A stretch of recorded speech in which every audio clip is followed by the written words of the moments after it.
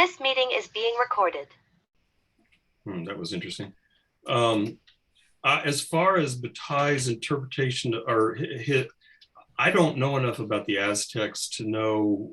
I mean, it sounds like he's drawing mostly from this one historical account as far as the facts of what happened. I don't know anything more than what he's said, so I can't speak to that. And as far as his interpretation, I don't really know that either. I mean, my guess would be that his interpretation was breaking new ground, would be my guess. My guess is that his is not the dominant interpretation because, this whole notion of the general economy and of excess, or what's the word, expenditure, being a more important social force than resource limitation. I have never heard anyone say that ever, other than Bataille.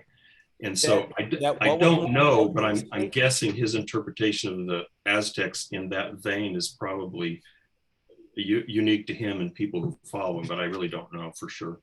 No, but how did you, Nevid, it was really interesting the way you phrased it. Could you please rephrase again what you thought is an interpretation in general, that what was more important than the other? From what I understand, and part of that's from, most of it's from this book, but also from that essay that Chase had us read before we started this book, classical economics, which I don't actually know a lot about, but my understanding is based on limitation of resources. And so, the idea, and there's Malthus and all that stuff, about there's always a limitation of resources, and organisms and systems and societies, they continue to grow until they hit a resource limitation, and then they become resource limited, and then you start having all these things happen. Like, I've mentioned in the Republic, Socrates / Plato says that that's the reason for war, is because you have these societies that are trying to satisfy their desires, their never-ending desires, and you can't do that unless you start gobbling up more resources. And so these different societies always run into each other, and then they have to compete for resources. So all the economic models that I've heard of have to do with limited resources, and we're fighting for resources, and we never have enough resources, and we always need more. Whereas what Bataille seems to be, this notion of the general economy seems to include the idea that at least as in terms of whole systems, like the entire living system of the earth and the entire economic system, that there's actually always an excess of resources. And so what happens is from my understanding, even from this section, is he thinks that, as your societies become more productive, they do grow. So that excess goes into growth, but then at some point you can't grow anymore. And I don't know why. I mean, he just, like, I found this one sentence when I was reviewing, he just says, they reach a limit to their growth. And one of my questions is, why do they reach a limit to their growth? But maybe in the previous chapter he just said it was because literally space, like they run out of space to grow, like physical space. And then if they continue to produce, that's when I think, if I understand right, the notion of expenditure comes, which means they've got to get rid of these excess resources. And so so what I said was expenditure as opposed to limited resources, restriction. He talks about the difference between the restricted economy and the general economy. And the restricted economy is the one, if I understand right, that is based on having limited restricted resources.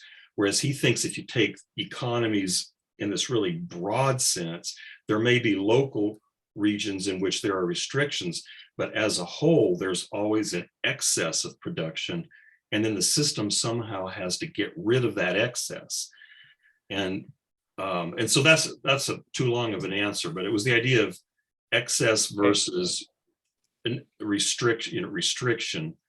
Right. I've never heard of that anywhere except in connection with Bataille. So Oh, well, I no, thank you. I think that you laid out what he was getting at. But when I think of political economy, um, in Adam Smith's work, there is the implication that there will be continued growth and continued production, and the very production and the sale in the market, from demand, which creates the profit, goes back in. You did have a perpetual growth machine because of the specialization of labor and the self-interested nature of rational human beings who would want to get the most, but were inhibited from a range of activity because of their ethical principles.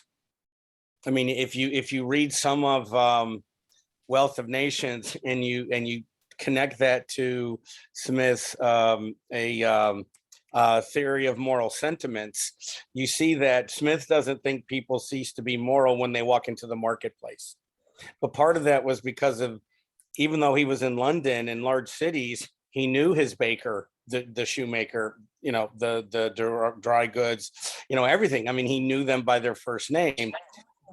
Didn't have corporations, didn't have the corporate equity. And then a completely different school of thought that also talks about perpetual growth really is Marxism. I mean, if you ever read the Communist Manifesto, and I don't mean this sarcastically, it's a very easy read, and it really gives you so much of Marx's ideas. I mean, it's incredible how much is in there. He says, yeah, look at this, look at California. I mean, look at the creation of a Pacific economy. The problem that Karl Marx saw wasn't a problem in production, it was a problem with distribution.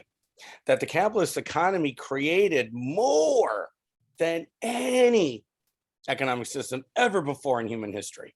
It was truly astounding how it unleashed the productive capability of the planet. So it's interesting to me that Bataille is saying the same thing, but it's not from either one of those two schools. You know what I mean? It's a little weird, where it's like, where did he get the kernel of this idea? Because it doesn't seem like it comes from either of these schools.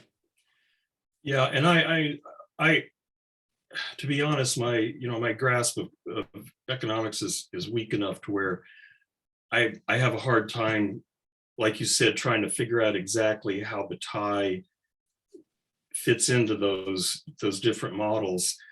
My suspicion is, based on what we've read, that what Bataille would say that his idea came from was a better observation than, or a more careful, more comprehensive observation of the way systems work. Because if I understand again if I understand, one of his critique of traditional models is they think of economies as being completely localized and independent.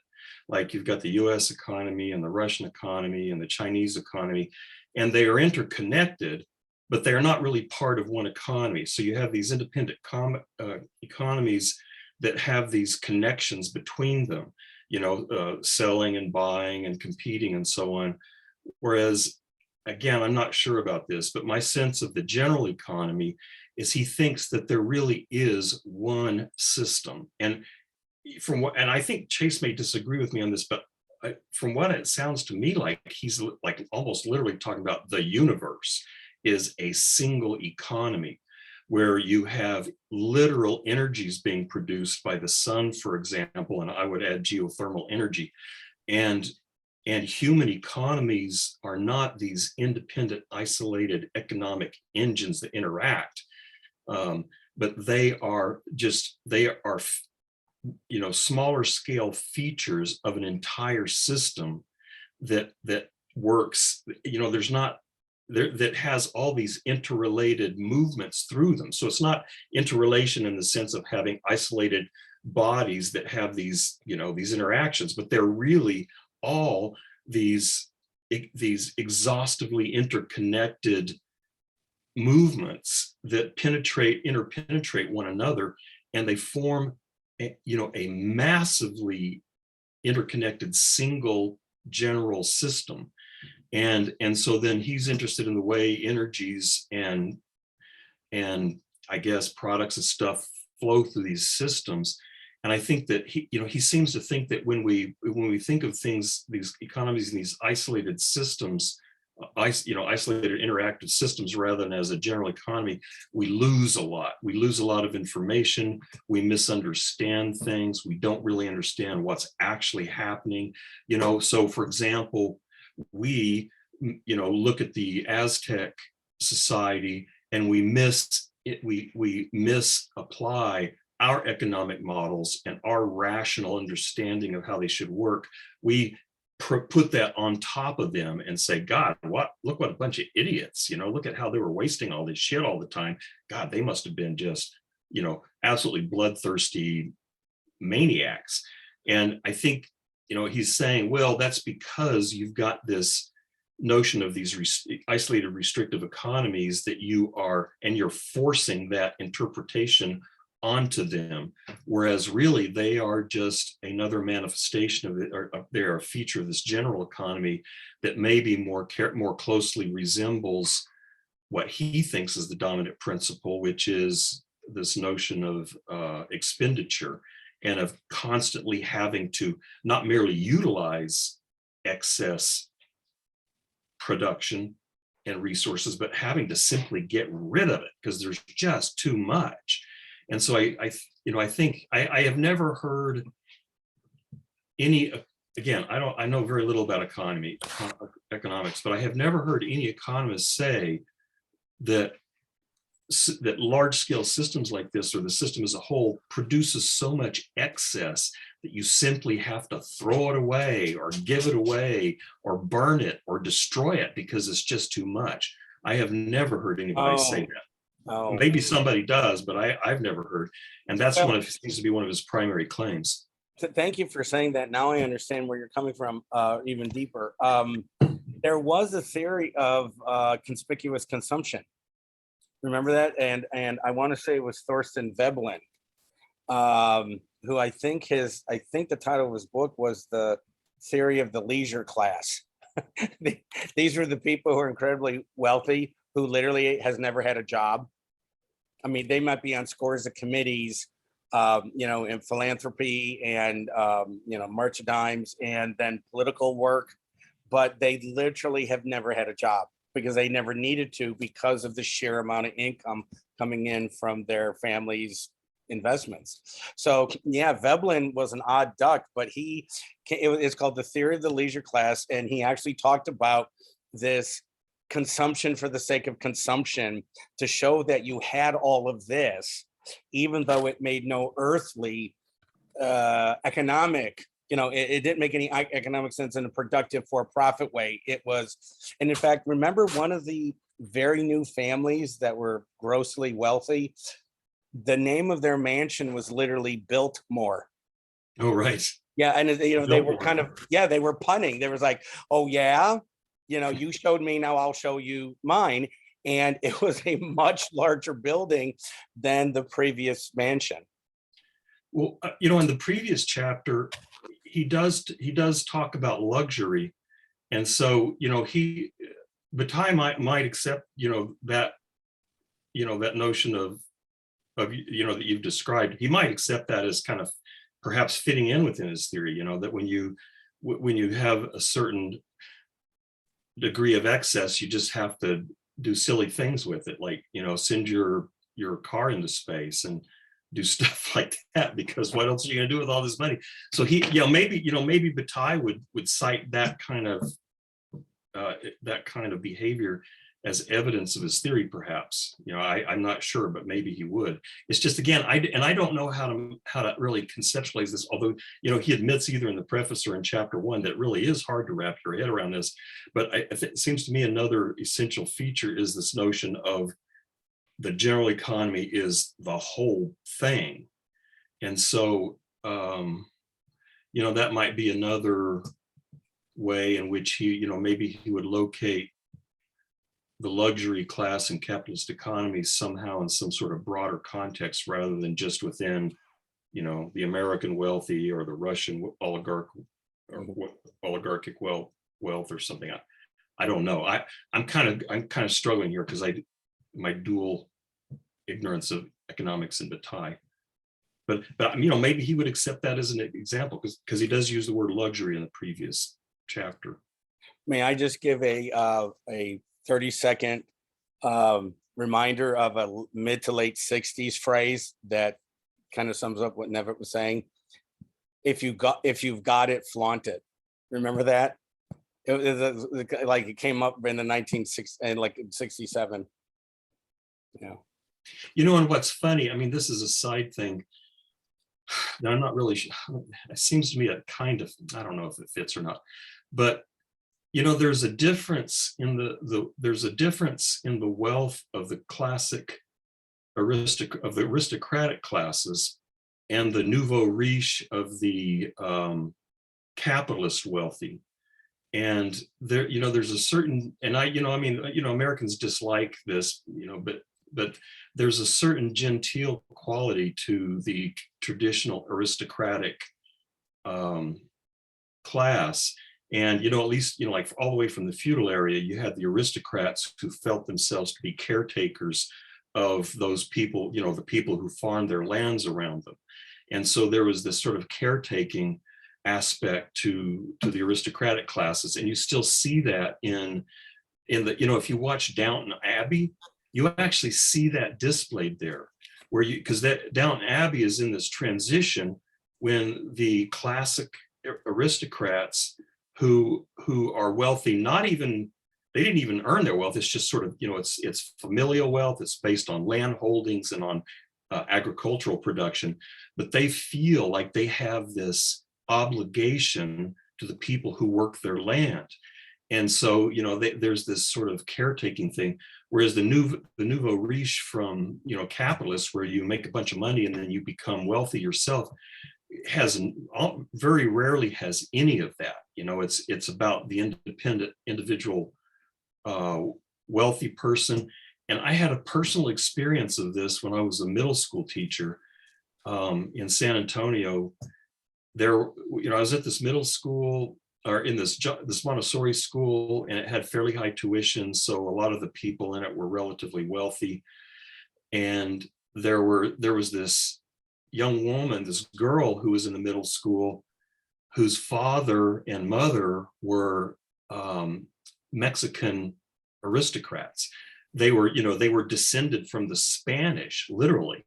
And they had these land holdings that their family had for generations.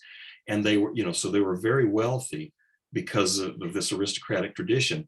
There was there was a young boy in the class whose father had started something like DHL or one of these big transportation companies in Mexico, and had become a millionaire, and he was Scottish, and he had built this thing from the ground up.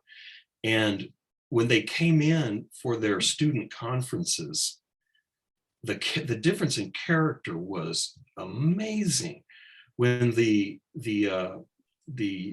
aristocratic couple came in, they were very finely dressed, but not ostentatiously, but they were very well dressed.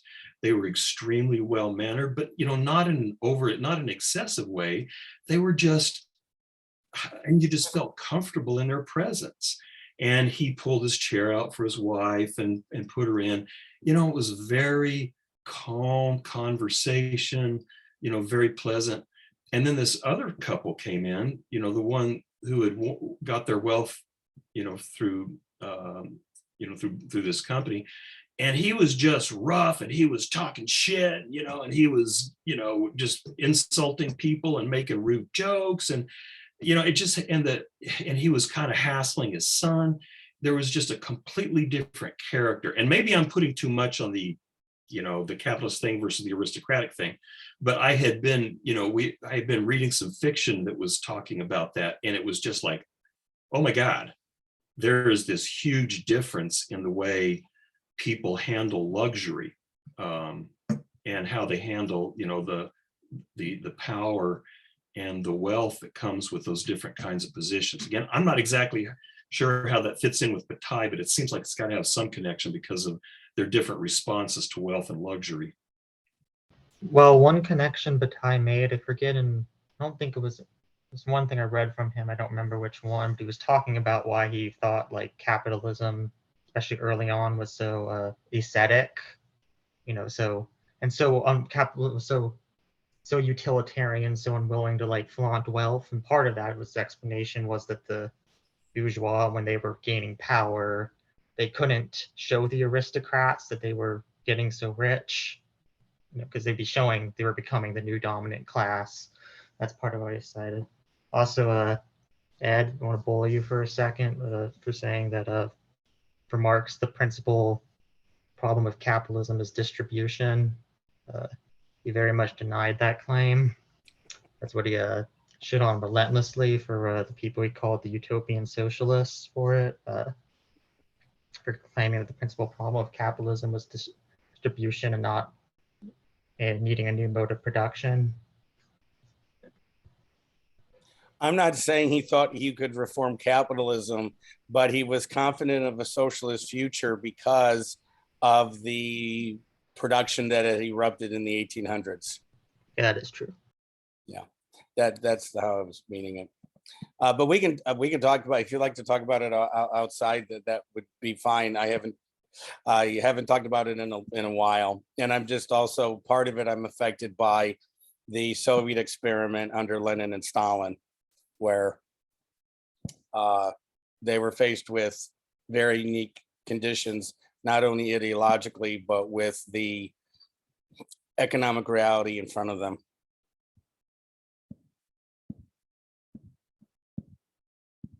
Well, yeah, and I guess just to kind of to keep this going, both in service of everything Rippling, everything you just said, I agree, and Ed, I also agree. There's this at the very, without saying, I just want to kind of point to the things that were interesting that was said that I'm kind of I'm letting kind of guide my thinking right now, and the point I wanted to make, I guess, that Ed made me think of. Was that I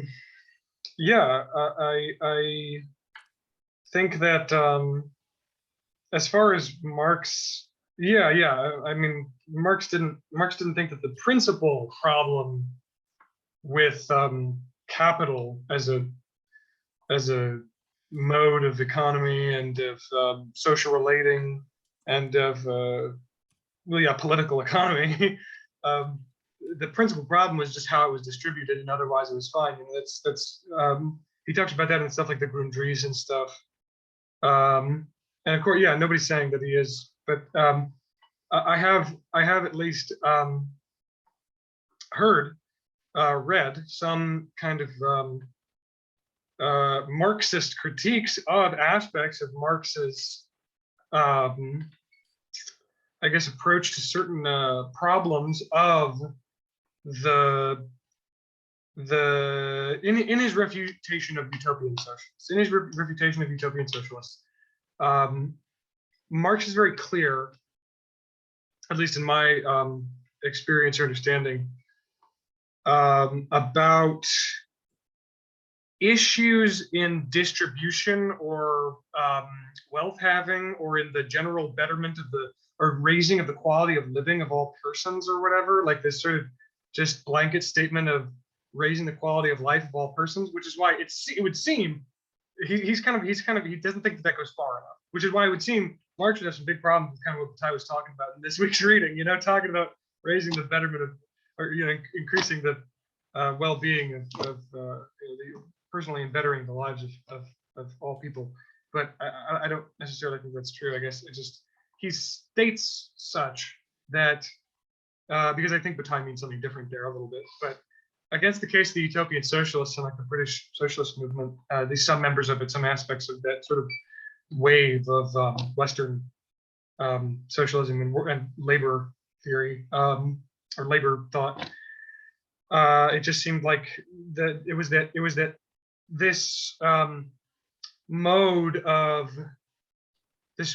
doing things itself by nature, the whole point of capital, is to say that the structures of this system are producing these circumstances, right? They're not, you know, these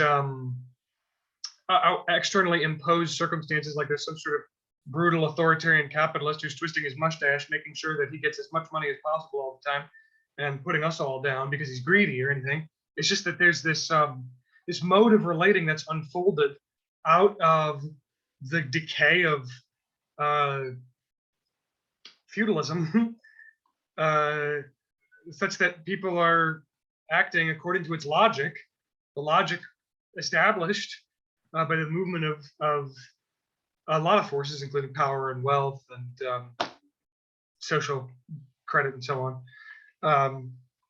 But my point, my whole point of saying all this, I guess, is that I will say, yes, Marx is very explicit in those arguments against this. The only problem is distribution. And again, nobody's saying that it is here. I'm just saying, like, I'm taking that as like a mode of, like a segue. He's very explicit in that regard against this argument that the problem is just oh, it's the things about capital that are great are how much it makes people work. You know what I mean? Like, as if Marx was like, you know, if Marx saw Taylorism and was like, that's really great, actually. I'm a big fan of that. I really like the whole micromanagement of individuals for the sake of maximum expenditure or maximum extraction of their labor time or whatever. Like, I don't think he would be like drooling over the prospect of maximal exploitation of the worker's body or whatever. And the problem is just how we distribute the goods.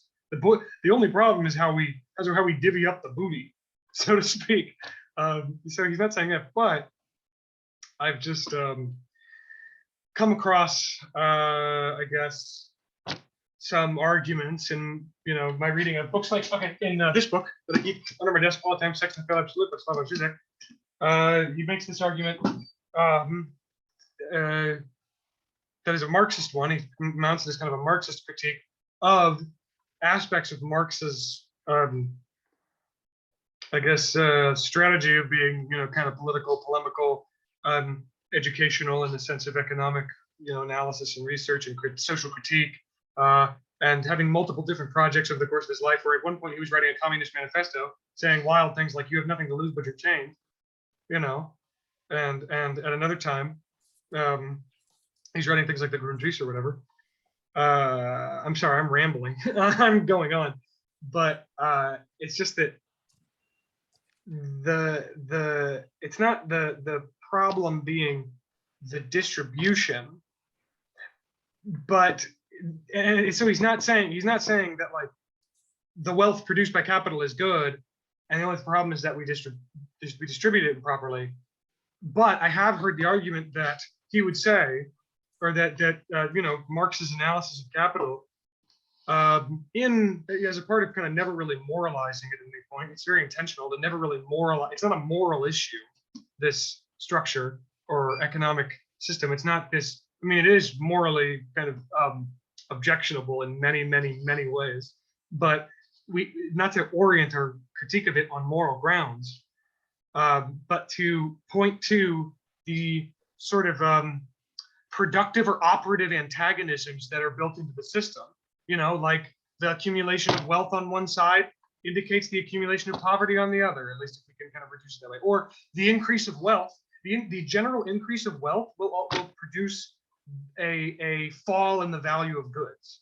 And that is not necessarily a good thing in all respects, you know, at least for all points in time, especially if you need to work at a job where you produce things that are somewhat valuable and that aren't made by the burger flipping bot 9,000 that was invested in by the, or moments like Mexico City sewing factories where young women are sewing at a triangle shirt factory, and an earthquake happens and the doors are locked and they can't get out.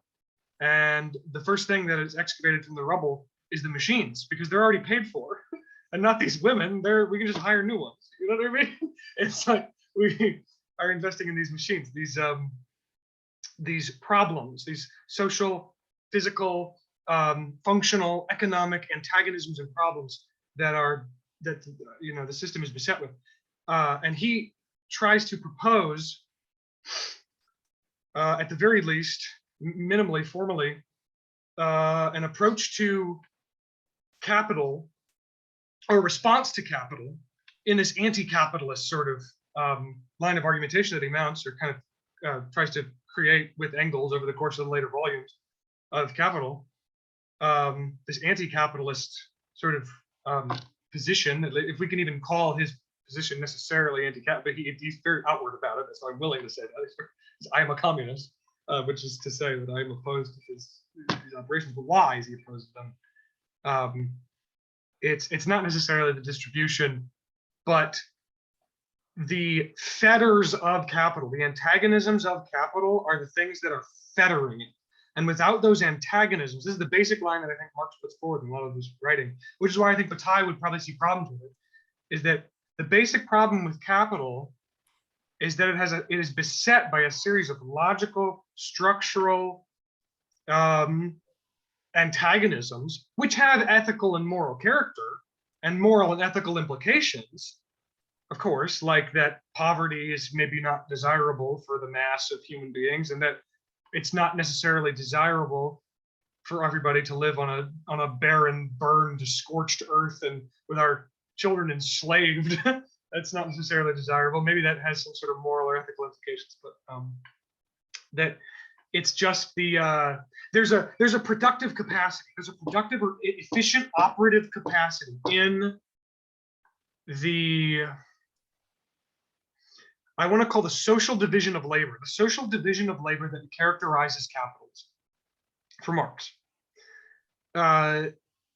There is this social division is, like I've said, like I'm trying to say, really trying to be clear, but I know I'm struggling. I'm sorry, by the way, you're watching me struggle, but that this social division of labor is good. It's, there's a lot of good things about it, or at least ambiguous or potentially liberatory aspects about it, like equal units of simple labor. He talks about labor time and the labor theory of value, where labor time being kind of homogeneous or the mass of labor, the mass of abstract labor, that implies an equal or at least comparable humanity of all persons engaging in labor, which means slave labor is implicitly the same kind of labor as a person's labor in the capitalist division of labor. It implies, so he's pointing to, and this is in chapter 1 of Capital, volume 1. He's like, there's at least an implication of common humanity in common labor that we produce. And there's this very interesting, ambiguous, potentially liberatory aspects of the social division of labor. The problem is that it's bogged down with these antagonisms. And if we could only get rid of these obstructions, these antagonisms, these roadblocks, these obstacles, we could get at unfettered social organization of labor from the social body that it is organizing, which means workers engaged in the control of the means of the production that they employ. The social division of the labor is performed by the society engaging in the labor, which is not a crazy thesis. I find that to be relatively reasonable, at least as like a suggestion. That maybe the body of people doing a thing have some business deciding how they do that. I think that's perfectly fine, but then, like I'm trying to say, kind of Zizek is saying like, yes, and that's good. And there are big reasons that we're still Marxist. We can still be Marxist and not be like embarrassed. It's good. It's perfectly reasonable to be a Marxist in this sense. But that the problem, I think, for parts of the Marxist approach to economics in general, right, is this relationship to excess. This relationship to excess, in the sense that I've talked about, I tried to talk about this before, where I tried to talk about this like kind of line of homogeny or connection or parallel between excess and negativity, Hegelian negativity and a sort of Bataillean excessiveness. And the bridge that I look at between them is like Lacan, really. Maybe not a bridge, but more of like a lever to kind of pull it to make it make sense, to get everything kind of in position so that we can kind of see it sort of like a dwarven puzzle that I'm trying to get all the lenses to work on. But my point is, the argument against Marx is that we can't have these productive capacities of capital without these obstructions, without this excess, without these antagonisms. The political and social tragedies of disenfranchisement of the global South and the abandonment of large portions of the working class and of the rampant social, cultural, political, economic strife. Let's just call it strife. Let's call it, they're not accidents that are attached to capital necessarily, but they are necessary aspects for the continued operation of capital as it stands, right? And they can't be done away with. And we can't have, there's no radical, wild capitalist social division of labor in all of its productivity without the fetter, without the antagonism, without the shitty part. Pardon my French, the less ideal aspect. And I think that's like the whole point of Bataille's book here, is like, it's tempting to imagine this approach to like an economic mode or approach to desire or ideological apparatus. Yes, I would like to talk about this. I am talking about this as part of the book. I am talking about this. No, you're not. I mean, you're talking about Bataille, these sort of general Bataille, his ideas in general. I mean, I would like to literally talk about the Aztecs and his comments that he makes about them. Okay. Yeah, I get that. Okay, well then here. I've got it. I've got the segue perfectly. It's the notion of lost intimacy. Okay. Do you guys remember in this segment of the reading when in Sacrifices and Wars of the Aztecs, when Bataille starts talking about the order of things and sacrifice and slavery, another is made into a thing. I actually have, you know what? I'll kind of make my point about Bataille's potential structural or argumentative opposition to the Marxist sort of stance. While also posing a question. I'm going to pose a question while making my point, and it's that there's a part of this week's reading that I did not actually understand, and it was in the Society of Consumption, Society of Consumption, Society of Enterprise. It should What be page? on. Yes, I'm looking. Let's see. Oh, I see. Yes, I've got it. It's on page 55 and 56, this paragraph of sacrifice or consumption. Sacrifice or consumption. The whole section, that's the subheader. On page 55, there's a section with a subheader, sacrifice or consumption. There's a series of paragraphs that basically outline this argument. And on page 56, he makes some claims that I'd like to kind of question. And in my questioning, just talking about them, I think it's pretty self-evident how they kind of stand in opposite relative to the things I just talked about. So I don't need to keep talking about that. But he says, okay, in sacrifice and slavery, another, in the sense of another person, is made into a thing, an object for the subject's use necessarily. And in fact, at the top of the page, it is not necessary that the sacrifice actually destroy the animal or plant of which man had to make a thing for his use. They must at least be destroyed as things. That is, insofar as they have become things. Destruction is the best mean of negating a utilitarian relation between man and the animal or plant. But it rarely goes to the point of Holocaust. And this is just, so he says, okay, it reduces the thing sacrificed or consumed in this way, it reduces it to the order of things. Man became a thing upon the slave bound to labor, and having become the property of another is a thing, just as a work animal is a thing who employs the labor of his prisoners, so does the tide.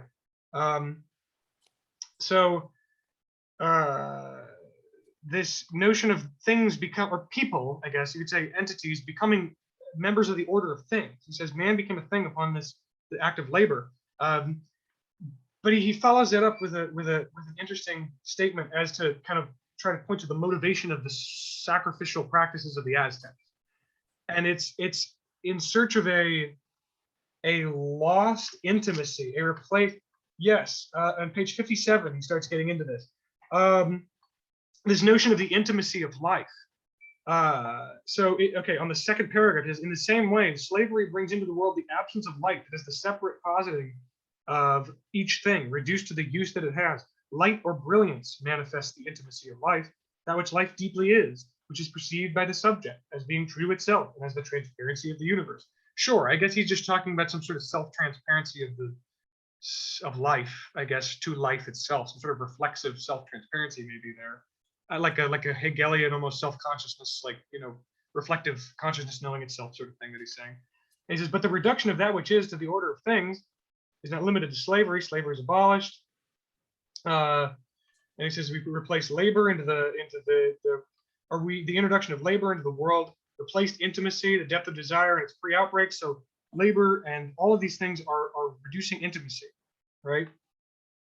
But he at the bottom of page 57 of this paragraph, he says religion, or well, actually at the bottom of the second to last paragraph of page 57 makes a good point. It says it is this degradation that man has always tried to escape.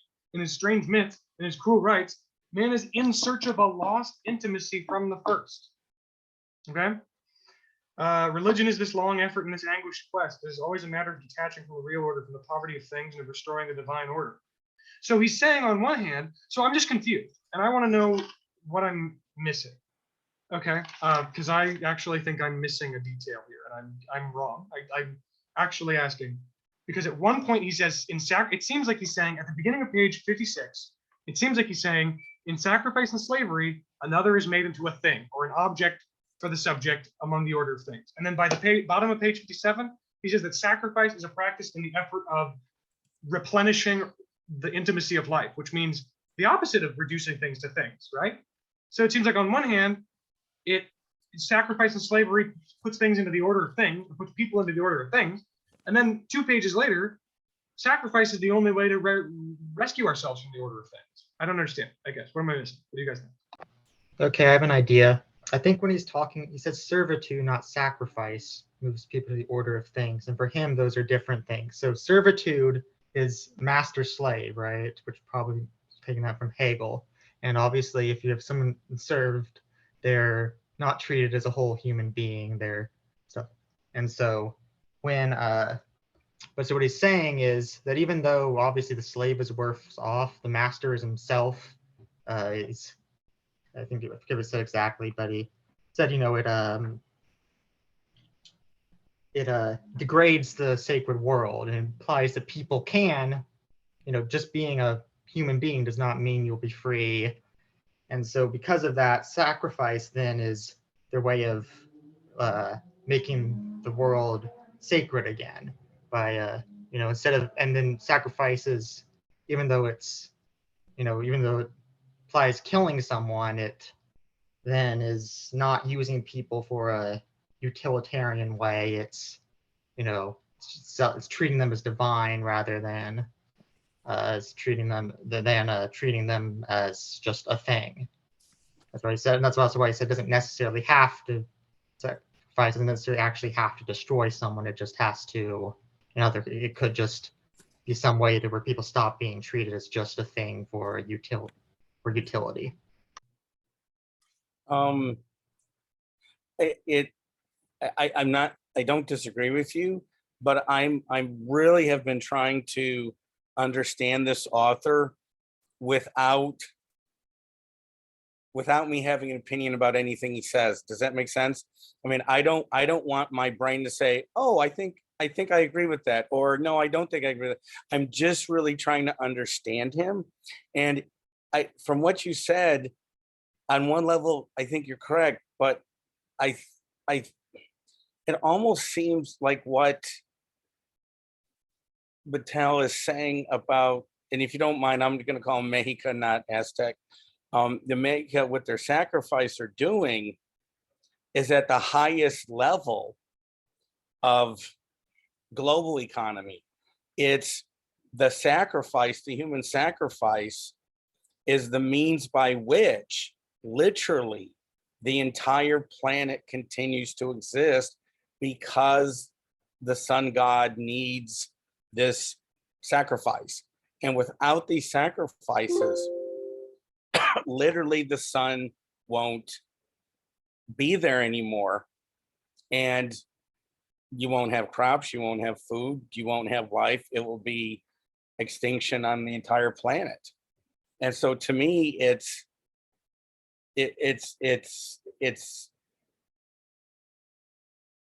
not surface. It's very, very deep, like cosmic ecology.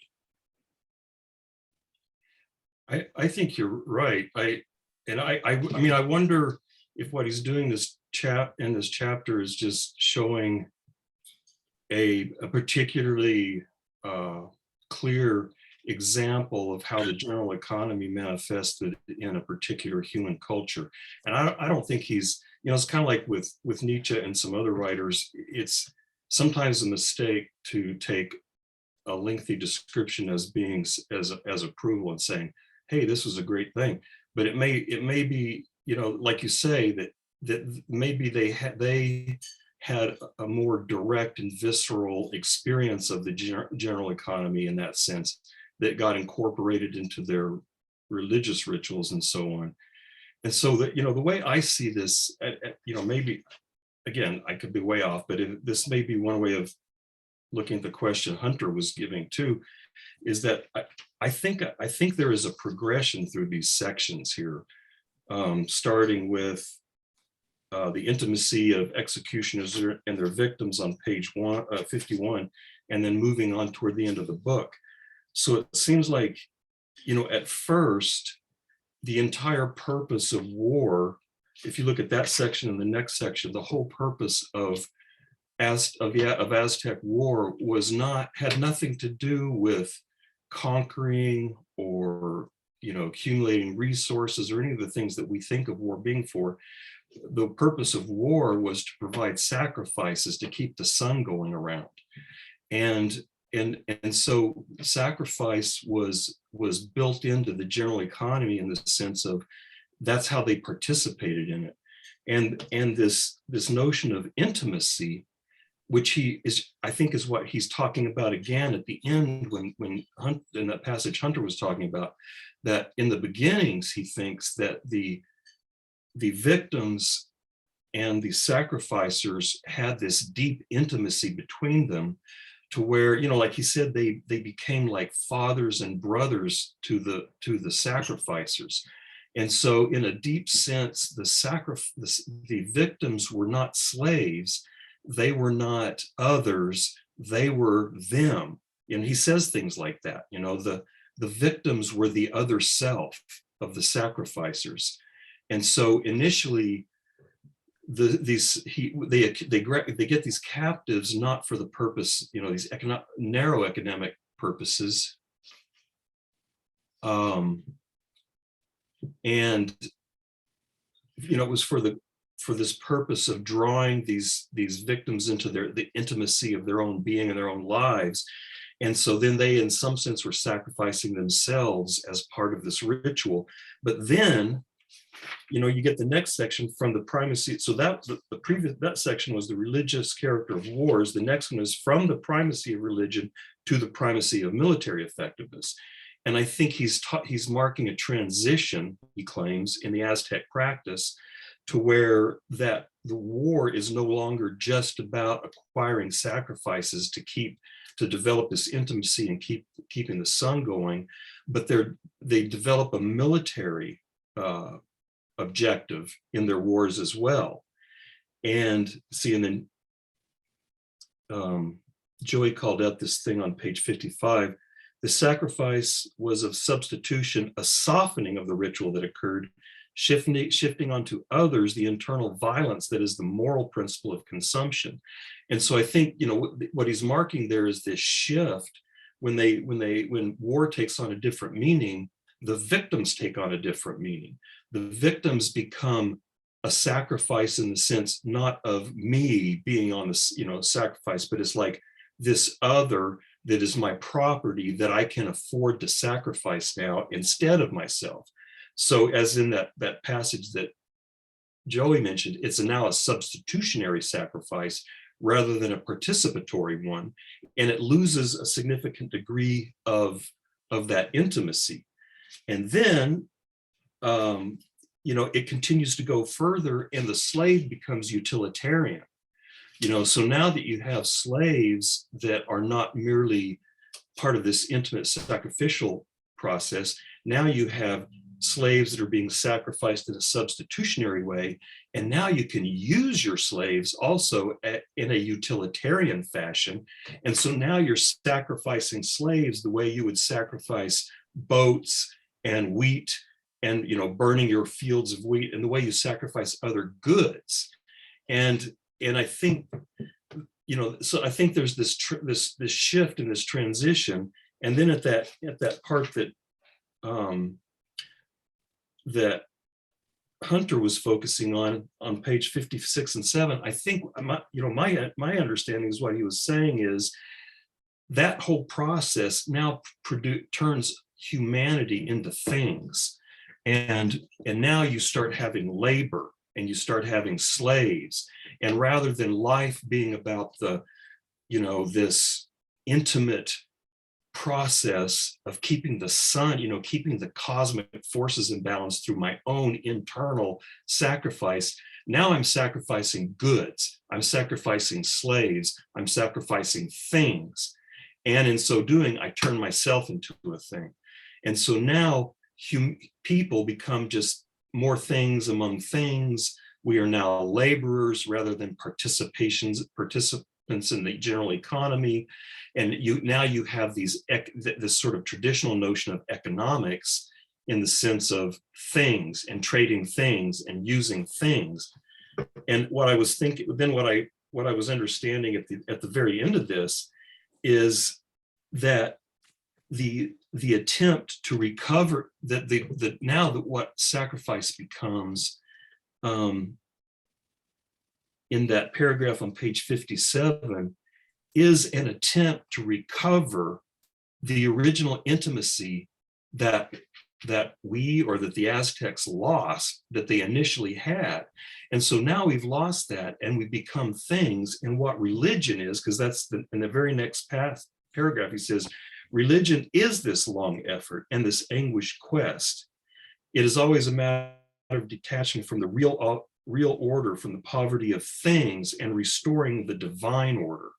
And so I'm thinking he's tracking this progression or digression or devolution or whatever of deep intimacy with the cosmos, which was embedded in these religious rituals which then breaks down and becomes a more traditional economic process. We get things, and now sacrifice is now an effort to recover that intimacy that we've lost.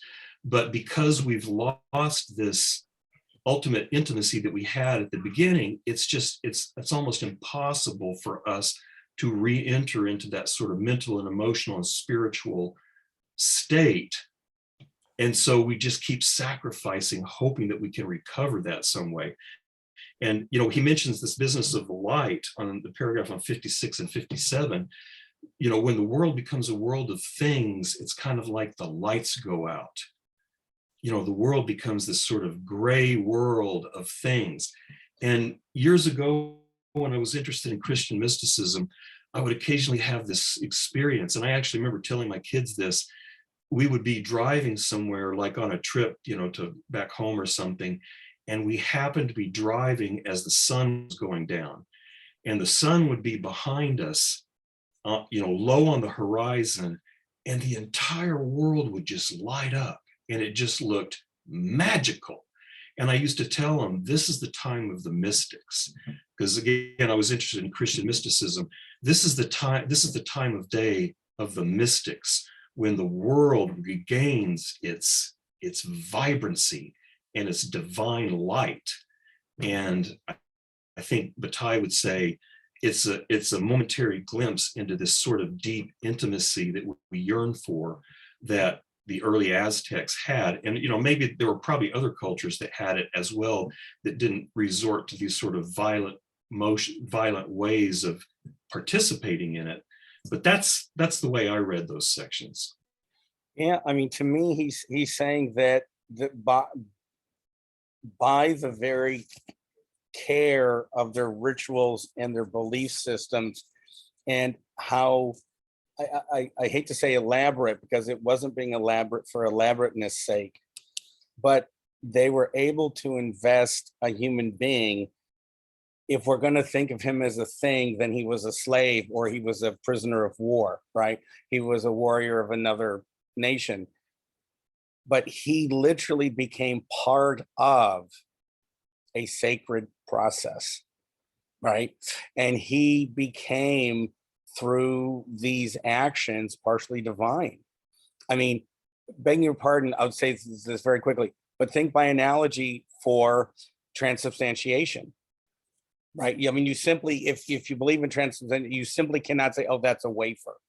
I mean, that doesn't work. It's a perversion or just a complete misunderstanding of it.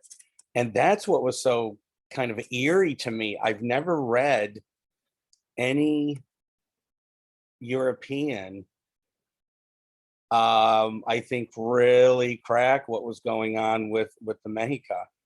I mean, it's like he's on the inside looking out. I had exactly the same sense. And when I was reading through these, I was thinking about the fall, in Genesis, Right. where you have this deep intimacy of humanity with the divine, and then there's this rupture, and we're kicked out of the Garden of Eden. And then, exactly as you, I thought of, he uses the word communion in here, that Jesus says, "This is my body and my blood broken for you." And so I don't know if anywhere if he does an analysis of Christianity, but that sounds very much like the kinds of stuff he's talking about. Yeah, I definitely got a Eucharistic type conception of consumption from him, and also almost a Hegelian aspect of consumption, of self-consciousness wanting to draw something into itself to kind of help identify itself, less so much as just like a byproduct of what can I take and consume in order to produce another object, but more what can I consume in order to self-identify. So I felt that there was a big component of self-consciousness being desire reflected in this. I really like that he had that aspect of consumption almost having a Eucharistic spiritual quality and less in the concept of production. And I put this in the chat. The thing that stuck out really onto me was page 54, where he said a truly military society is a venture society for which war means a development of power and orderly progression of empire.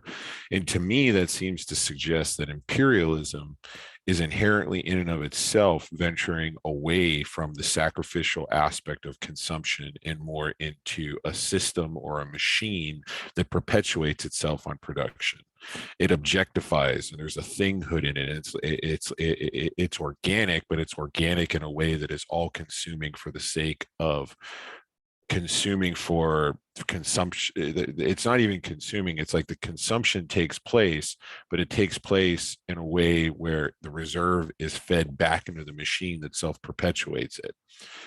So I feel like he's drawing a parallel between war and human interaction and the whole organic structure of the species of humanity in a way, and how the Aztecs were able to take that and use it in a fashion that we would consider barbaric, but what we consider barbaric now is not barbaric, because I think in the previous section even said,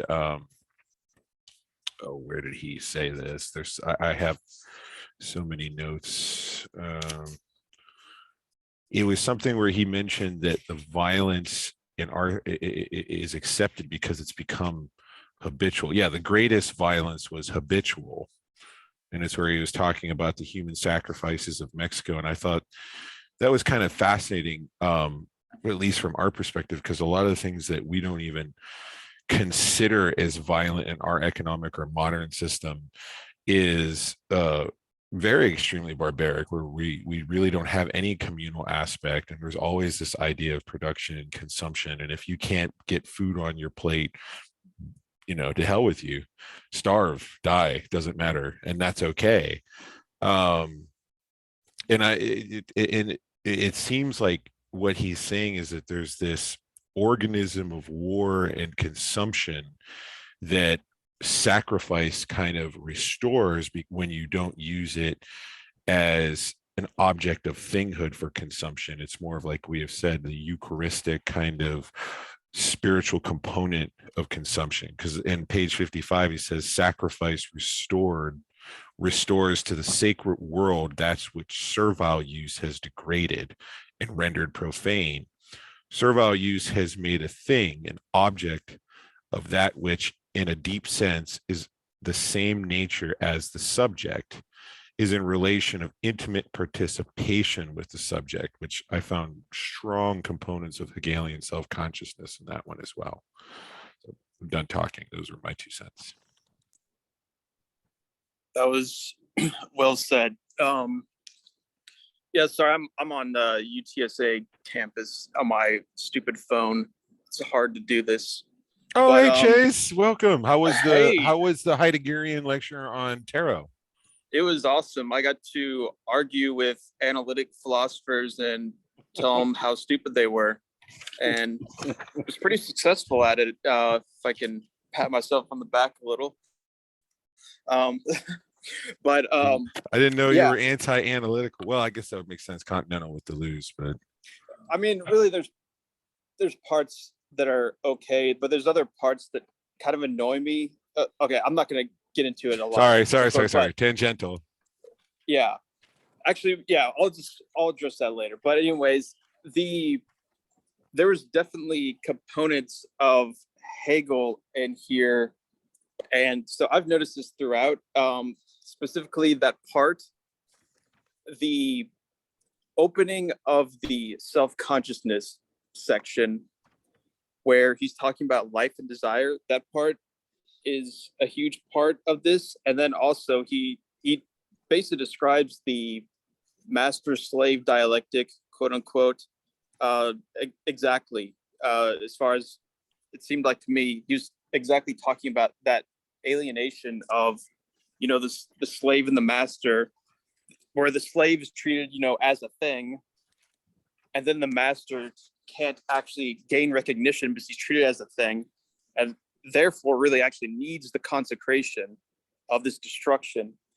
But the really interesting, unique thing that he does is he adds it to, it sounded at first kind of like it was a Marxist kind of take on, the master-slave dialectic, whereas, labor as alienation, which that's very much opposed to Hegel's interpretation, who sees that the slave, through labor, actually gains some kind of upper hand. He's very much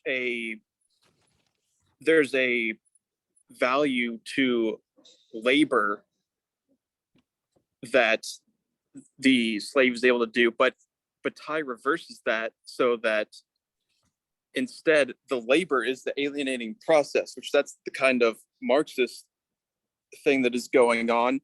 It's a reification, making something into a thing by putting it into this labor process, which is also the rational calculation of utilitarianism and whatnot. So that was very interesting, how he's kind of applying that, a sort of take on the Hegelian Marxist kind of thing, but applying it to Aztec human sacrifice. But specifically, there's something in it that is kind of, I guess the idea of, I think, calling it a fall in the kind of Garden of Eden sense, maybe a little strong, but there's definitely a kind of corruption of the process in the whole. Suddenly this is becoming a part, it's being sectioned off and taken into this process of the war machine of the state. So it seems like that is this big movement that he's talking about, where before you have this, that part where he gives the speech of the midwife, I thought was very revelatory. And they're talking about how the umbilical cord of the baby basically is taken and buried into the earth, and someone is seen as identified with the earth, and that is this motor of, so I know he wouldn't call it production, but a kind of motor of production of the excess of nature that then kind of returns in a cyclical fashion through the destruction of that excess in war and sacrifice and whatnot. It's kind of interesting though that it seems like there's what he talks about as consumption or expenditure is just another kind of production, but what he's talking about as production is a very limited sense of it that is tied to that kind of utilitarian accumulation kind of concept of reserve. But still, I think it's good to see these things as productive processes, though, because that war is necessary. It seems like in the same way, the sun needs to eat. It's not pure expenditure necessarily, in that they see it as like, oh my God, if we don't keep doing this, the sun is going to extinguish. So we have to keep going with this process. So they're very much involved in it. And I think if you look at it, from a kind of organic viewpoint, you see there has to be that reciprocal aspect to it, where, of course, I have to keep, eating in order to keep going. But there has to also be this excess of things for me to eat. So it seems like, at first I was thinking that was possibly that kind of contradiction going on, in the sense of, well, the sun isn't this pure expenditure thing. It needs, bodies and blood and flesh and umbilical cords and whatnot in order to keep going. But, well, I wouldn't say it's a contradiction, but I think that kind of dual movement is a big part of what he's trying to get at, in the sense that this is a cyclical kind of thing going on. But I found that very interesting. And just the way you were explaining that before was very interesting. And that actually, I'm not going to get into comparison with, but it reminds me a lot of Anti-Oedipus. Yeah, put that on my bingo card. Or mark that off. Where he's talking about the quote unquote universal history of representation, where you're moving from these tribal societies, pre-state societies, which saw the motor of production as the body of the earth, and that there's this kind of meaning of collective identity, of this tribal identity, that is coded onto the bodies of the people and the tribe, and also seen as, but the coding of it, which will usually be some kind of like a marking or scarification, it's some kind of writing that will be taken as connected with some kind of productive process in the body of the earth. And then that is kind of becomes this mythology that connects society in this collective identity.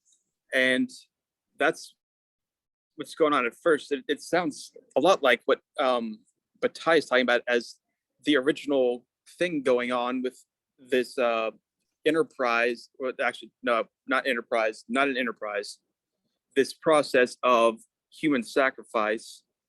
But then you get this destabilization in the process that swerves it onto some other kind of coding where it's not the body of the earth now it's connected with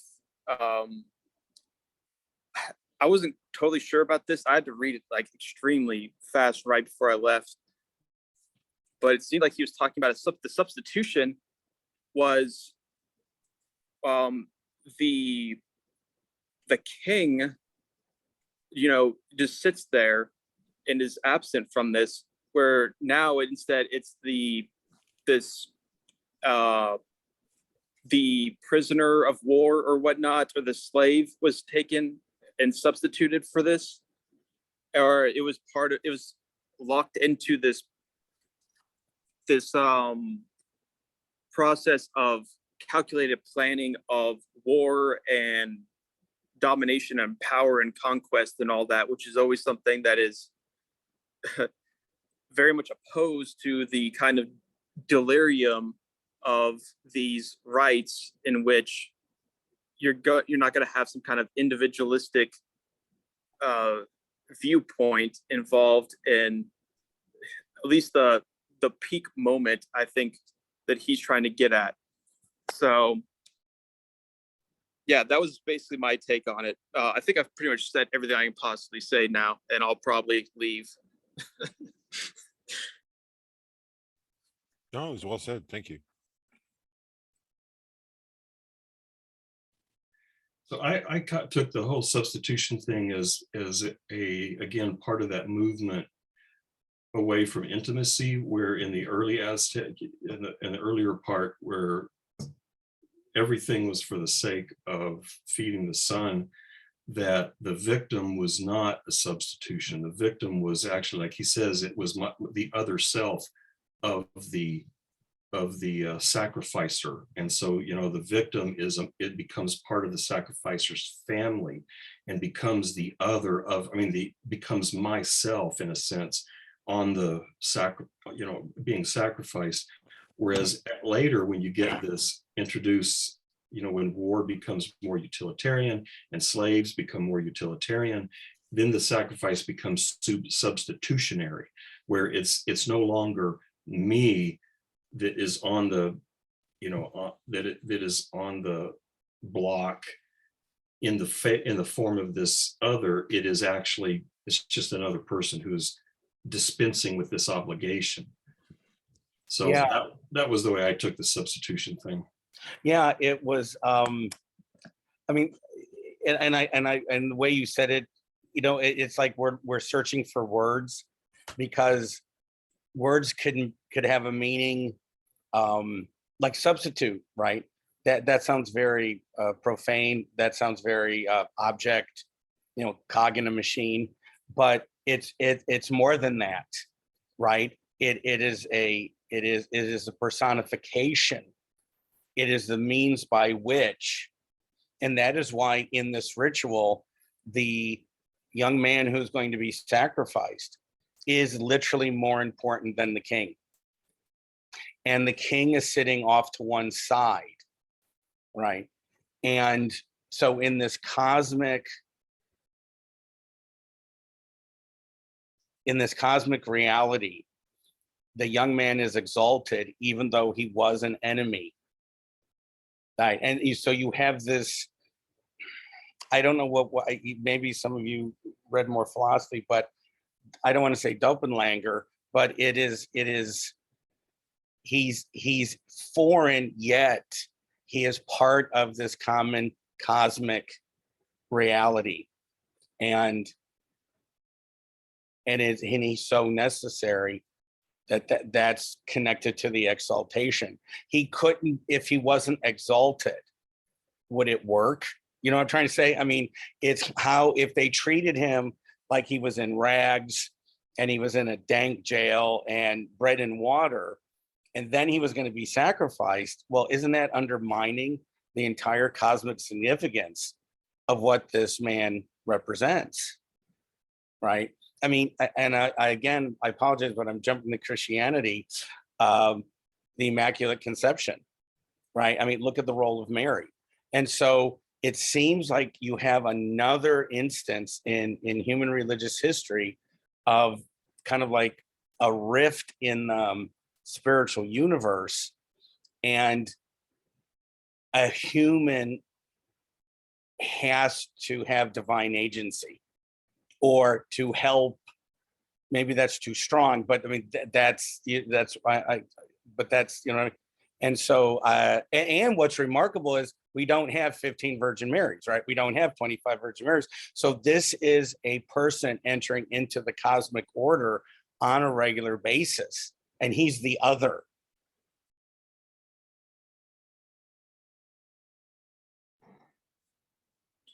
So there's another component that you guys brought up that I thought was really interesting, and that's, well, yeah, I think it was a question about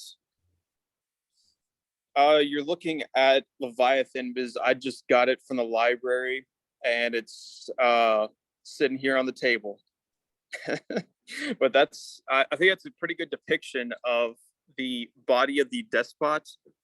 So this would be the king that kind of takes over from the body of the earth, the body of the sun, as his original process, but that's beside the point.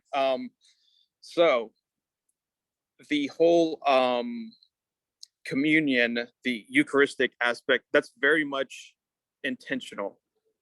So Bataille was pretty much a Catholic.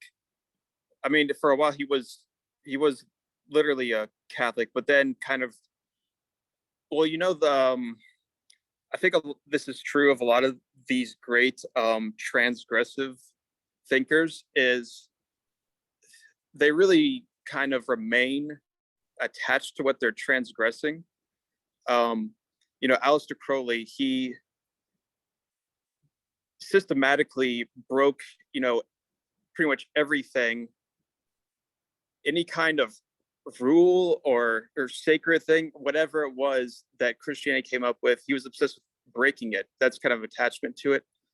In the same way, Marquis de Sade, I think he had something kind of like that too. But Bataille, I think, is very much like this as well. And so the story of the eye, it ends in this great climax. I'm not going to spoil it for you, but this climax, I'll just say, involves a communion and a Eucharism. Eucharism, is that even a word? It's the Eucharist as an act, but somewhat transformed. I'll just say that.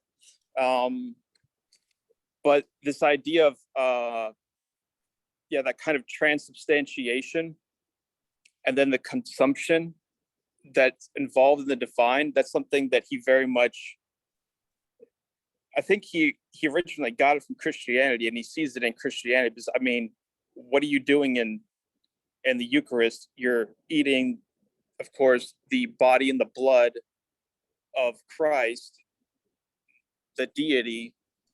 I think that's clearly connected to exactly what's going on here, in the sense that, what is the Son eating? The body and the blood of these people who died and were sacrificed. And, you know, there's interpretations of, especially this kind of, well, there's one interpretation of Christianity's kind of religion in general that can be called like mythicist and astrotheological, and that they see that there's kind of these correspondences with the symbolism of certain religions between something like a natural cycle, like a symbolism for the sun. So I don't know if that's, I don't think it's should be reduced to something like that, but I think there's definitely a kind of continuity between this kind of idea of solar worship and a death rebirth kind of deity that is usually seen as connected with the cycles of fertility, the cycles of agriculture, basically, seasons, things like that. and that's usually connected also with human sacrifice, in that, you know, you have this a god or a goddess that's connected usually with grain production or something like that, and has to go into the underworld and die and be reborn. And also the sun, in the same way, also around the winter solstice, also has to die for 3 days and be reborn. So there's that connection with this solar worship and these cycles of the sun and the seasons and whatnot, that I think is still very much, it was still definitely in Catholicism, and was connected with these rituals, these times. And that's what I think he's bringing out here in a very interesting way. And that, yeah, the sun's eating, but then, yeah, the sun is also something being eaten in Christianity too. It's S-O-N, sun, which is kind of a thinly veiled S-U-N, sun. So, yeah, I think there's a very interesting correspondence going on there.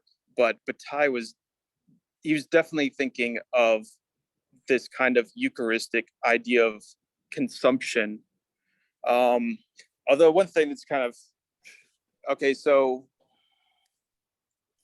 in the Eucharist, the worshiper eats the body and blood of Christ, but in the other case, it's kind of reversed, where the Son is the one consuming, correct? So Yes. I'm not sure exactly where that goes. I think that was kind of Philip K. Dick, his idea of the demiurge, the kind of evil god of creation, was exactly this kind of reverse communion kind of idea. So that's kind of interesting. But yeah, what do you all think of that? Well, I don't Okay. I don't think, well, I don't think them. I'm sorry, Joseph, I'm talking a lot. No, Do you want to say something? No, go ahead. You go ahead, and then I want to kind of lead into what Joey was saying, because I think we have a similar question about consumption being the way separate beings communicate on 58 and 59, along with the predeterminate limits of the festival comment, because I had question marks there too. And I also wanted to talk about consumption and his concepts of sexuality really deviating from Catholicism or traditional Christian concepts. I found it to be everything he's saying about sex is like flying in the face of that. So please, we'll go on to that next. Well, I mean, think of the 180. You know, a god sacrifices himself for human beings. That's new, right? The dying god. And the Mexica, no, I mean, it's you know, hummingbird on the left. You know, he's the god, and we have to. But it was, to me, it was solemn, and they viewed it as literally ecologically necessary. And they had a role to play, obviously, with these rituals, but also that's why there's this tension in the so-called Aztec Empire, right? Because it's what Bataille said about there can be a degeneration of why the violence is being used, and it could be more for, lack of a better term, administrative purposes, right? Rome started to grow because, well, that's what it knew how to do, but there really wasn't a transcendental reason lying behind Rome. I mean, they didn't, wake up every morning and say, we have to add more territory in Romania because Jupiter needs it. I mean, that's not right. But this is very different with the Mexica. This isn't an option. And so you have this tension of wanting to get bigger, but if everybody is part of your empire, then you don't have the young men necessary to keep the cosmic ecology. So there was that, he talks about the kind of creation myth, I guess it is, where the two gods, they get thrown into the fire, or they eventually choose to jump into this fire, and that's where the sun comes from. So there's this kind of sacrifice component of the deity itself, or Good deities, point. I guess. Yeah. But Good then, point. so it seems like there's kind of, it's almost like there's a sacrifice and also a expenditure, or a production of expenditure, I'll call it that, happening kind of simultaneously with the divine in their sense, but also with humanity. I guess society also is doing something like that, where there needs to be also this kind of sacrifice in order for there to be this excess, or they're really kind of connected in that sense. So yeah, it seems really similar to Christianity, but then also very somewhat different too. But I think it's connected with the idea that they both have a kind of solar circular structure going on there. But if you see, so I used to live in Bryan, College Station, Texas, great city. Not really. But I once went to Texas A&M and went to this building that was this, well, okay, they have a memorial there for, actually, no, I'm not going to get into that. That's a little controversial, or very much dark humor. Okay, there's the building there for something like sacrificed troops, or because it's basically military people that have died in combat. And I went there, and it was clearly the most religious thing you could possibly imagine. The language that they're using, if you replace basically troop with Jesus, it would be indistinguishable from kind of your Baptist, type of dogma. But it seems like there's something still going on with this kind of warfare as a sacrifice, connected with also this kind of divine sacrifice, how they kind of reflect each other in this kind of loop of debt, where one of them makes a sacrifice, and then there becomes a debt from that, and that kind of keeps this motor going. So it's also something that Nietzsche talks about in the second essay of the Genealogy of Morality, where he says, religion came from this, okay, there's first, creditor-debtor relationships, but eventually this gets attached to the idea of ancestors, where people, they have these customs, and where did we get these things from? We owe some kind of debt to our ancestors, and that this becomes such a massive process that it eventually kind of loses its sense of being connected with these distinct ancestors, and becomes a kind of transcendent principle of the gods, the divine. And then from there, you get infinite debt with Christianity, where God sacrificed himself for humanity. But then we're the ones that then owe because of that infinite sacrifice. So I wonder how much is going on here with where he's doing something also kind of connected with Nietzsche, or what exactly is going on with, there's all these kind of Christian undertones going on, and Bataille seemed like he was constantly connected with that way of thinking. So he was actually in the seminary, and was going to be a priest. He was really, really into Christianity and Catholicism in particular, which is very ritualistic. But I wondered how much is still going on here. But you have all these complications with Nietzsche and Hegel, and the stuff in Hegel with that religion chapter, where I kind of went through that a little bit, and I could already see because he talks about the Eucharist and whatnot a lot. I don't know exactly what his argument is. I don't know, maybe Hunter, you can inform us or something, but there's a lot of complex intertextual stuff going on here that I think is really interesting, the way it's connecting with the Aztecs. And Hunter, what do you think of my shirt? Go ahead. Yeah, but Oh, before we, yeah, first off, I love the shirt. I didn't even see it today. Yeah, that's amazing and very appropriate to wear to the talk. Chase, well played, sir. So, and I know we're getting close to the time. Yeah, Saint Hegel, yes. The thing that struck me most about this is that and maybe it's just because of my love of mythology, I was comparing the intimacy of the sacrifice and the willingness of the sacrifice to almost a sexual overtone.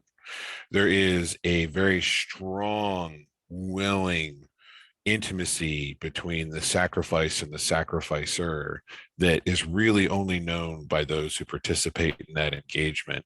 And my mind immediately went to kind of like a Greek paradigm of like where you take somebody like Zeus, who is very rape centric and is trying to produce a seed and having some utility or aspect out of it in his dysfunctional relationship with Hera. And then you have this, and again, this is more of the the Roman mythology portrays Hades as raping Persephone, but in the Greek, it's more of the fact that she willingly went into the underworld and consumed the pomegranate seed. So she took it into her. There was that intimacy of consumption that was tied not only with life, but also death itself, that had very strong sexual overtones to me. In a way where I was kind of like questioning where he's going to go with sexual expression, if there is kind of that sacrificial component to it, because I guess I read it more in that fashion rather than like from a Christian ideological fashion on page 58, where he says consumption is the way in which separate beings communicate. Yeah, so Zeus is very rapey. I was trying to copy into the chat. I was unable to do that, but if you look up, if you Google, do a Google image on the Ecstasy of Saint Teresa. Saint Teresa was a Christian mystic, and people have noticed that the look on her face looks like she's having an orgasm. I mean, that's not me just making that comment. That's what it looks like. And so, I still, and maybe I don't know, someone said that Bataille was accused of being a mystic, but when I see intimacy, I see it in these sort of the intimacy between the divine and the human, that he thinks that the Aztecs had they had this experience where life itself, every aspect of their life was communion with the divine, with the sun. And they had this deep, not just connection, but they were living in this divine world. And, the sun, and I think that's part of the whole thing with, when the cloud, the analogy he uses, when the clouds come up and it blocks the sun, the world becomes kind of thing-like now. It's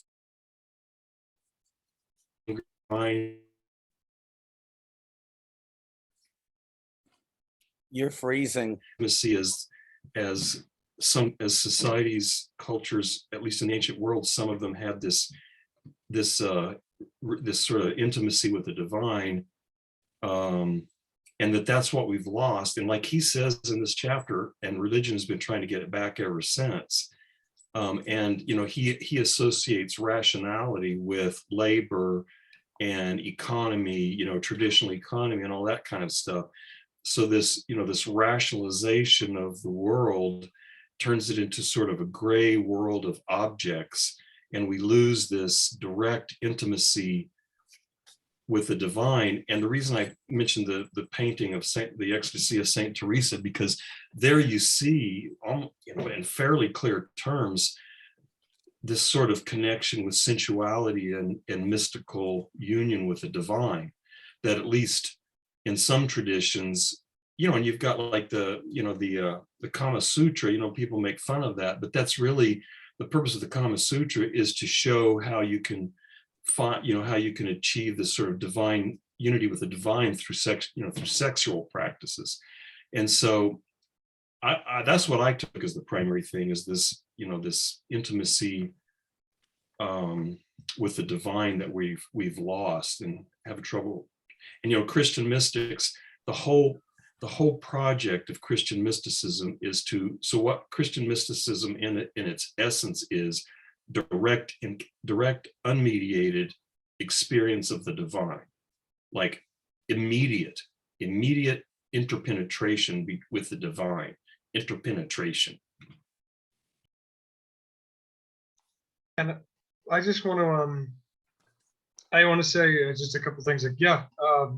Well, not a couple things, just I guess like one thing is that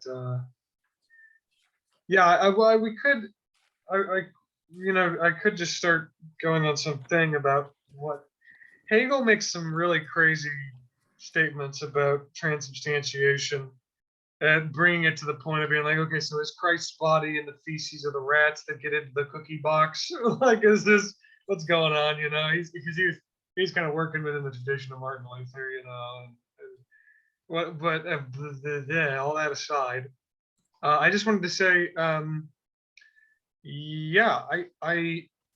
really like the analysis that Nevitt was kind of putting forward just now of this, like this refocusing once more, like now that we're at the end of the seminar and around the end of the text, he's talking about sex, which to me is one of my, it's one of my favorite topics, amidst sort of work like this. It's very, very interesting what he has to say about sex and sexuality.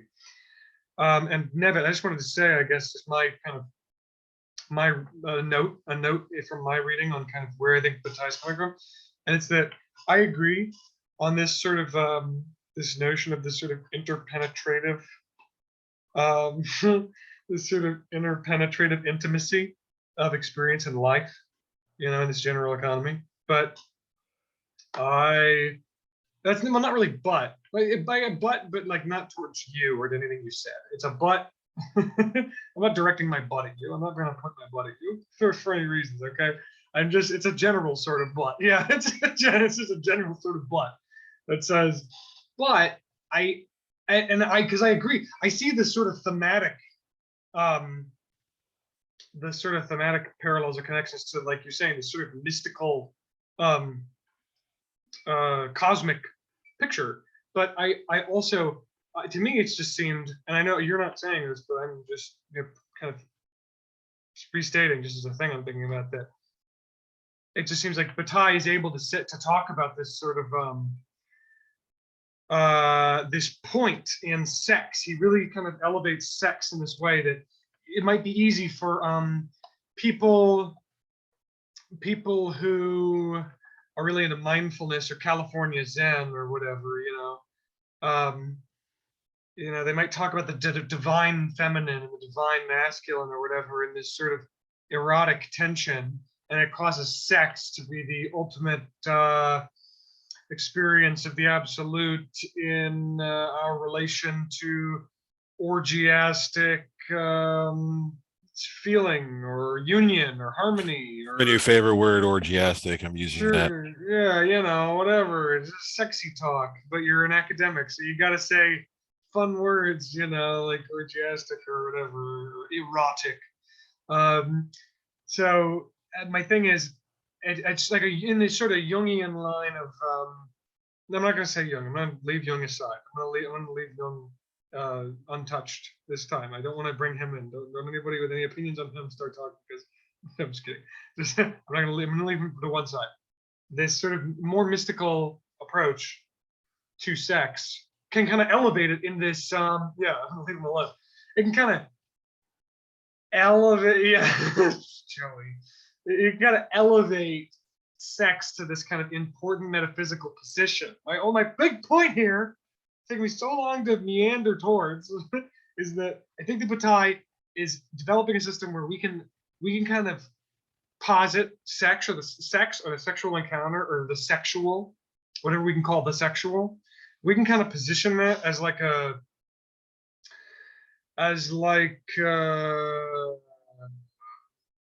encounter with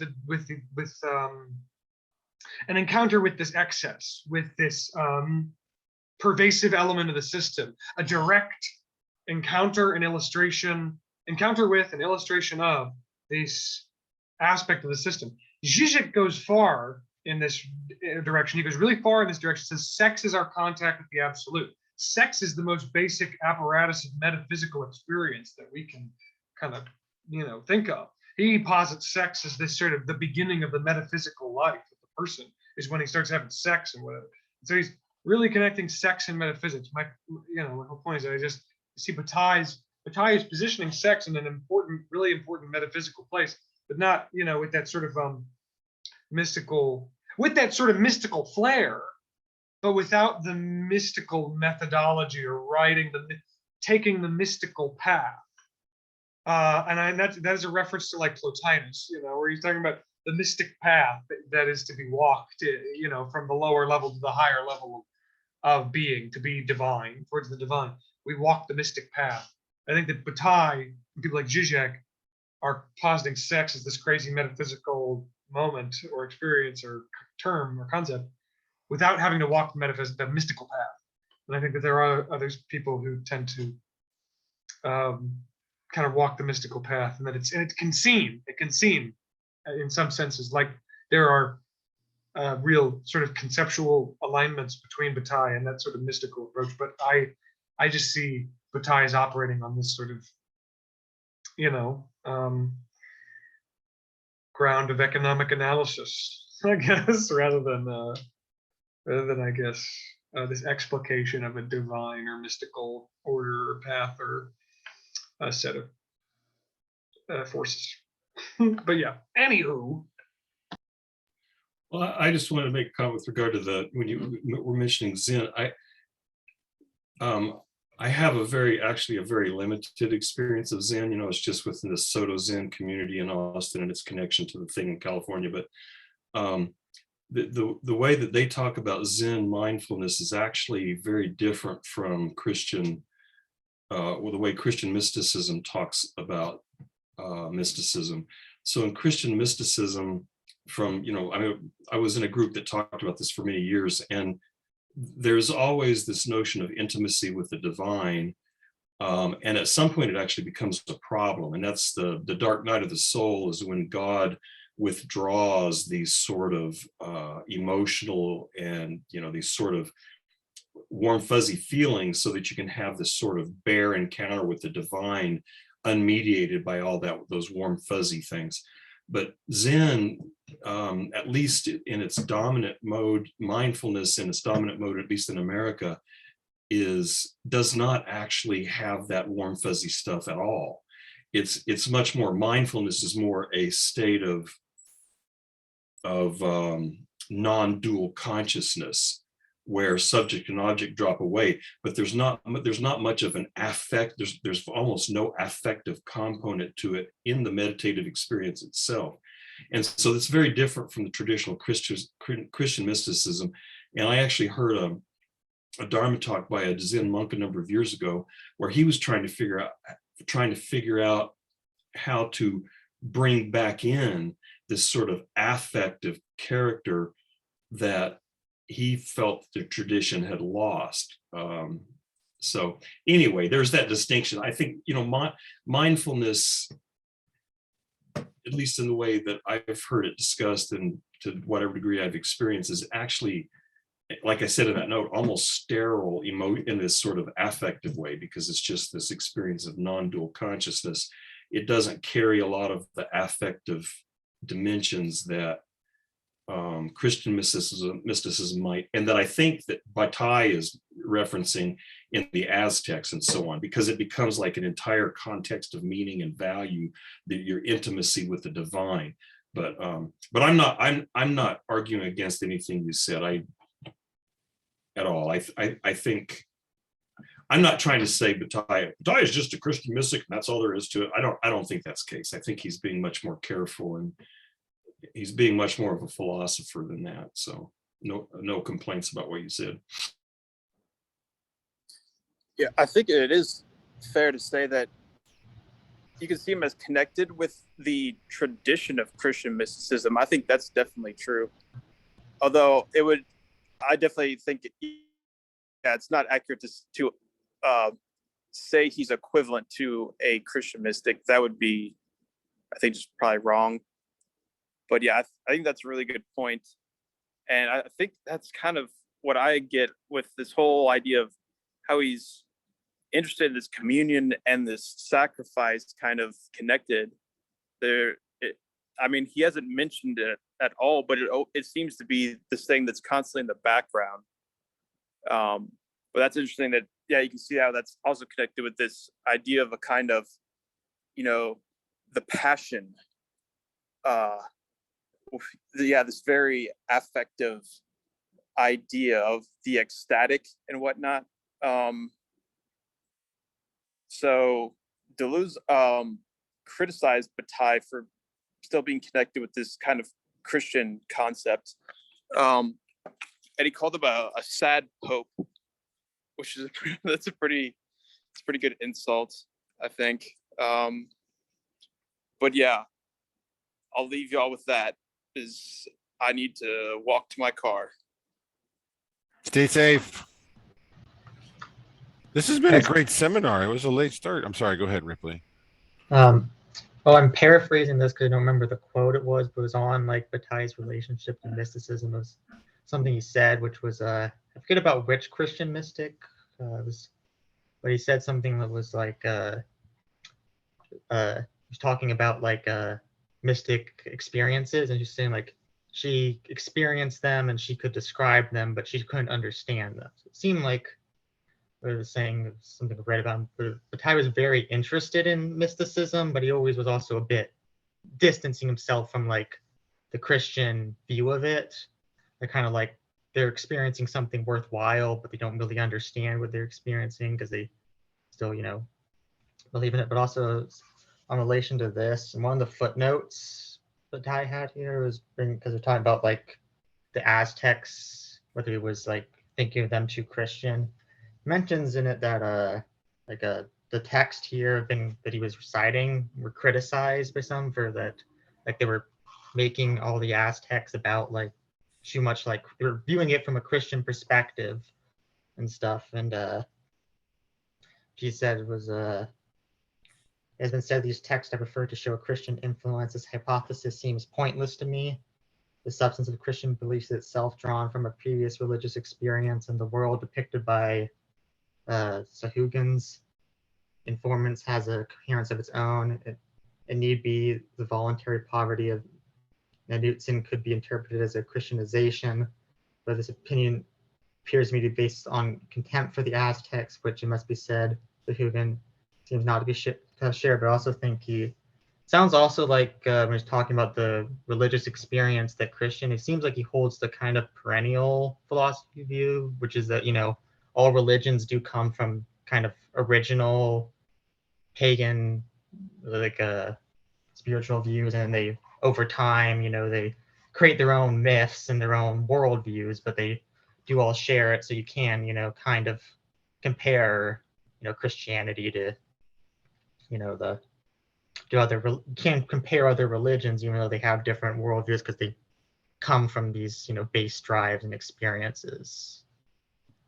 Yeah, I guess I need to be a little careful in trying to draw too sharp a distinction, because Thomas Merton, who was probably the best public representative of Christian mysticism, public representative in the 20th century, he wrote a lot about Christian mysticism. Toward the end of his life, he wrote Zen and the Birds of Appetite, and he wrote a book about Chuang Tzu, who was a Taoist, and he died at a ecumenical conference between Christian monks and Asian monks. And so, Thomas Merton, when you're talking about the perennial philosophy, I don't know what he would have thought about that exactly, but at least apparently they were finding some common ground of experience in their mystical lives. So Talk about a legacy of dying at that conference. That's amazing. yeah, I think it was a joke God played on him. He died from electric shock from a lamp that had a short in it, and he was stepping out of the bathtub. He electrocuted to death.